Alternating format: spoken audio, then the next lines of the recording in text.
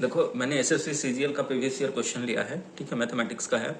आप देखो क्वेश्चन पूछ रहा है the value of tan 45 minus alpha upon cot 45 plus alpha minus cos 19 plus sin 71 into sin 19 plus cos 71 upon tan 12 tan 24 tan 66 tan 78। देखो ये question देख तो लिए, एक अल्फा एक इसमें देख रहा है वेरिएबल है, ठीक है।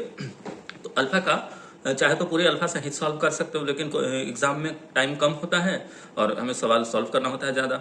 आप इसमें बुद्धिमानी है करो, अल्फा का वो पॉसिबल वैल्यू लो जहाँ पे ये फंक्शन डिफाइन रहे। हम अल्फा इक्वल टू 0 ले लेते हैं, अल्फा 0 ले लिया, फंक्शन डिफाइंड है। tan 45 1, cot 45 1, ये देखो cos 19 है, ये sin 71 है, इसको लिख सकते हैं cos 90 माइनस sin 90 माइनस 19 जो कि cos 19 बन जाएगा। तो दोनों ऐड हो जाएगा तो दोनों 2 cos 19 बन जाएगा। अब यहाँ देखो ये sec 19 है और ये cosec 71 है। cosec 71 को लिख सकते हैं 90 माइनस 19 जो कि sec 19 बन जाएगा। तो दोनों ऐड हो जाएगा तो 2 sec 19 हो जाएगा, ठीक है, ये हो गया।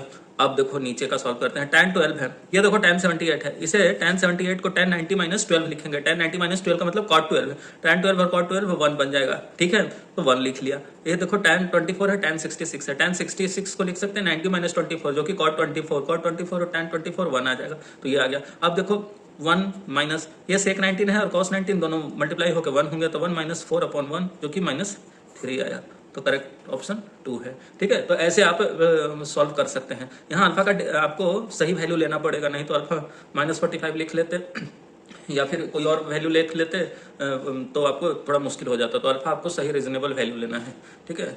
अगला क्वेश्चन देखो, if 3 sec theta plus 4 cos theta minus 4 root 3 equal to 0 where theta is acute angle then value of theta is. देखो एक सेक है, इसका रेसिप्रोकल यहाँ दे रखा है, हम क्यों नहीं थोड़ा सा सोचें m greater than equal to gm वाला कॉन्सेप्ट अप्लाई करें, तो मेरे हिसाब से ये आ जाएगा। तो जब इस दोनों पर लगाओ m greater than equal to gm 3 sec theta plus 4 cos theta upon 2 greater than equal to, ये दोनों मल्टीप्लाई होगा तो 1 हो जाएगा और 4 × 12 का पावर 1/√2, ठीक है, तो 2√3 बन जाएगा। तो 3 sec theta plus 4 cos theta greater than equal to 4√3 आएगा, तो ऊपर लेकर चला गया। अब आप देखो इक्वल ये 4√3 के बराबर कब होगा, जब ये और ये बराबर हो, ठीक है। तो 3 sec थीटा जब हो 4 cos थीटा के बराबर हो, ठीक है। आप यहाँ से लिख लो तो क्या लिखोगे, cos square theta is equal to 3/4, तो cos थीटा यहाँ से आ गया √3/2, ठीक है। कौन सा वैल्यू होता है थीटा के 60 डिग्री के, तो करेक्ट ऑप्शन 2 है, ठीक है। तो आपको ऐसे आपको दिमाग में स्ट्राइक करने आना चाहिए कि क्या है, नहीं होता तो आप 20 तो नहीं पता है लेकिन बाकी वैल्यू पुट करके भी एक बार देख सकते थे, लेकिन हमें तुरंत ये स्ट्राइक कर गया m greater than equal to gm, तो इस हिसाब से आप तुरंत कंक्लूड कर लिए। अब देखो ये है question, if ABC in triangle ABC angle C equal to 90 degree and Q is the mid point of BC। पहले ट्रायंगल बना ले, ठीक है। ये देखो ये C है, ये A है, ये B है, ये 90 डिग्री है। अब क्या कह रहा है, Q is the mid point of BC, Q mid point है BC का, ठीक है भैया। ये लेंथ और ये लेंथ बराबर है, ठीक है। If AB equal to 10 centimetre, इसे 10 लिख लिया, AC 10√2 2√10, ठीक है। अब पूछ रहा है then the length of AQ is, ये वाला लेंथ हमसे पूछ रहा है। अब आप देखो इसमें hypotenuse square equal to perpendicular square plus base square, तो परपेंडिकुलर बेस स्क्वायर इसमें निकाल लेंगे 100 minus 10 × 4 is equal to base square, तो बी स्क्वायर कितना आया 60 के बराबर, तो बी कितना हुआ √60, ठीक है। अब आप देखो ये लेंथ हाफ होगा इसके पूरे का, तो CQ कितना हो जाएगा √60/2। अब ये लेंथ पूछ रहा है, तो इसमें अब इस छोटे वाले ट्रायंगल में लगा लो hypotenuse square equal to perpendicular square plus base square, तो इसमें लगा लिया हाइपोटेनस स्क्वायर जो कि AQ के स्क्वायर होगा is equal to 100 × 2 40 plus 60 upon 4, इसे काट लिया तो 15 आ गया, तो टोटल 55 आ गया, 55 का अंडर रूट ही आंसर होगा, h इक्वल टू √55, तो करेक्ट ऑप्शन 4 है, ठीक है। ये √55 सेंटीमीटर है।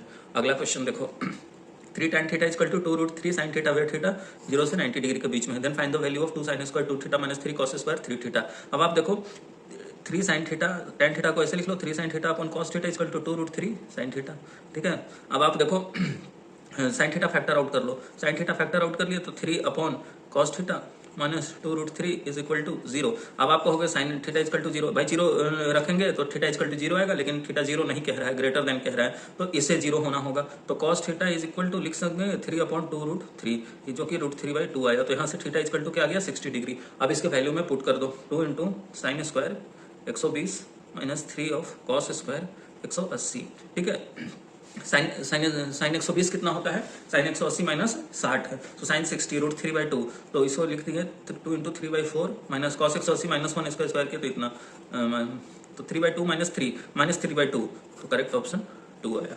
ठीक है, अगला क्वेश्चन देखो, if x minus 1/x then what is the value of x to the 8 plus 1/x to the 8। ठीक है, देखो माइनस तो नहीं आएगा, देखो ये दोनों इवन पावर का सम है तो नेगेटिव तो वैल्यू कभी नहीं आएगा। अब बाकी इसका स्क्वायर करो, तो x square plus 1/x square minus 2 equal to 1, तो x square plus 1/x square यहाँ से क्या गया 3, फिर इसके बाद स्क्वायर करो x to the 4 plus 1/x to the 4 plus 2 equal to 9, तो यहाँ से क्या आया x to the 4 plus 1/x to the 4 equal to 7, फिर स्क्वायर करो x to the 8 plus 1/x to the 8 plus 2 is equal to 49, तो x to the 8 plus 1/x to the 8 49 minus 2 जो कि 47 होगा, तो करेक्ट ऑप्शन डी आ गया।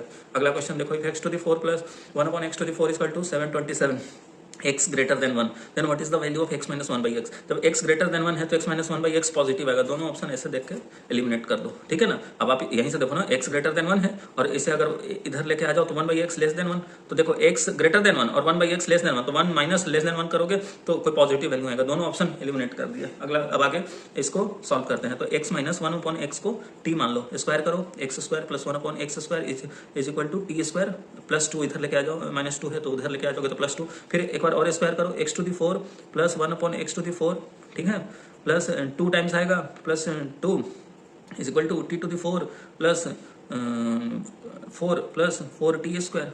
ठीक है, यहाँ से x to the 4 plus 1/x to the 4 कितना आया आपको, t to the 4 plus 4t square plus 2, तो आपको इतना आया जो कि 727 के बराबर है। ठीक है, अब यहाँ से t to the 4 plus 4t square minus 725, ठीक है, ये लिख लिया। अब इसे t to the 4 plus 29t square minus 25t square minus 725 is equal to 0। देखो मैंने इतना आसानी से क्यों लिख लिया, क्योंकि मैंने पहले से कर रखा था इसलिए, नहीं तो आप इसको मल्टीप्लाई करके निकाल सकते थे। ठीक है ना, इसका एलसीएम लेकर के अब आप यहाँ से लिख लो, तो t plus 29 T square plus 29 into T square minus 25 तो इक्वल टू 0। यहाँ से टी स्क्वायर इक्वल टू 25 आया तो T स्क्वल two plus minus 5 minus वाला तो एलिमिनेट कर दिया, तो टी स्क्वल टू प्लस 5, तो करेक्ट ऑप्शन ये आ गया। ठीक है, अगला क्वेश्चन देखो, find the greatest value of b such that 30a68b where a greater than b is divisible by. अब आप देखो a ग्रेटर देन b कह रहा है और ग्रेटेस्ट वैल्यू ऑफ b कह रहा है, b से बड़ा a है तो 9 तो कभी नहीं होगा भाई, 0 से 9 तक में ही कोई नंबर होगा ना, और a बड़ा हो रहा है, a 0 से 9 में ही, तो b को 9 कर देंगे तो a क्या रखोगे, तो नहीं, a आपको b 9 नहीं हो सकता है। ठीक है, अब आगे क्वेश्चन सॉल्व करते हैं। अब आप जब देखो डिविजिबिलिटी टेस्ट 11 का जानते हैं हम कि इवन डिजिट का सम और ऑड डिजिट का सम का डिफरेंस 11 से डिवाइड हो तो नंबर डिविजिबल है, तो आप ऐड करो 3 प्लस a प्लस 8 तो a प्लस 18 हो गया।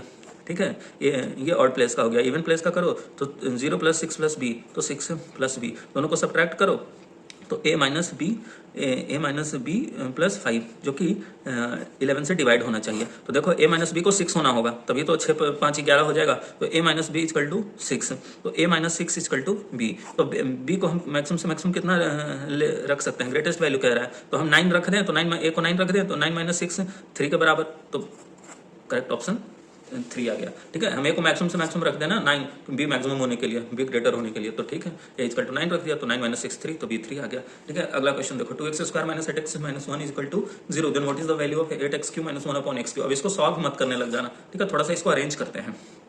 ठीक है, तो 2x square minus 1 is equal to 8x, तो यहाँ से लिख सकते हैं 2x minus 1 upon x is equal to 8। क्यों ऐसा किया, हम यहाँ पे देख रहे थे ये क्यू भी कैसे करेंगे तो कुछ ऐसे आएगा। अब यहाँ से देखो a माइनस बी का होल क्यू लगा लो, तो a क्यू बनता है माइनस बी क्यू होता है माइनस 3ab होता है इंटू a माइनस बी होता है, यही तो होता है। अब आप देखो इसका क्यूब किया तो 64 इंटू 8 512 होता है।